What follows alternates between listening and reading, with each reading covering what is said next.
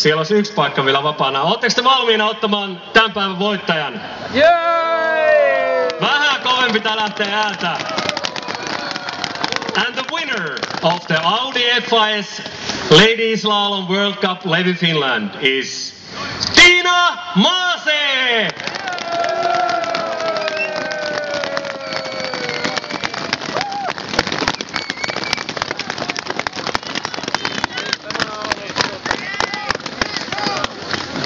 Tässä on siis, hyvät naiset ja herrat, kärkikuusikko tai viisikko oikeastaan tämän päivän kisasta ja sitten itse palkintoihin. Ladies and gentlemen, prizes will be awarded by Mr. Santa Claus himself and Antti Pakkala, CEO of Energy Finland. Palkinnot tulee jakamaan joulupukki itseoikeutetusti ja Antti Pakkala, Energy Finlandin toimitusjohtaja.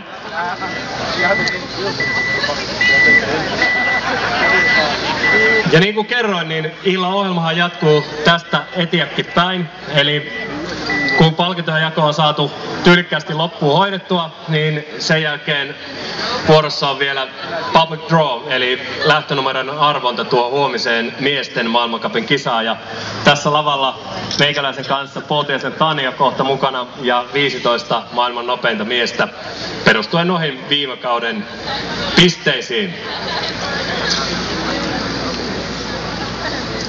Tuleeko kaikki huomenna muuten katsoa kisaa? Ei ole kellään lähdössä lentoaamulla. Muutama sanoo, että on, mutta suuri osa on tulossa. Siitä on tulossa nimittäin hieno kisa huomenna. Ja tänään me kuullaan sitten vähän tarkemmin, että mitä mieltä nämä itse sankarit, eli huomisen päivän urheilijat oikein on. Ja kysytään vähän mietteitä ja kuulumisia näin pujottelukauden alkuun. Frida saa siinä palkinnon ja näyttää olevan 23 000 Sveitsin frangia. Nyt ei ole valuuttamuunita mukana, paljon se mahtaa olla euroissa, mutta ihan kohtuullisesti. Ja sitten voittajan palkitseminen. Tiina Maase tänään ihan mielettömän hienot vedot Tiina Maaselta. Tuo kauden avaus suurpuukan puolella ei Tiina Maasella sujunut ihan samalla tavalla kuin tämä pujottelu, mutta pujottelussa Maase näytti, että tänään oli hänen päivässä ja kaapipaikan muille kilpailijoille ja siitä palkinnoksi pullokuovaa ja 35 000 Sveitsin frangin shekki. Once again, thank you ladies and congratulations.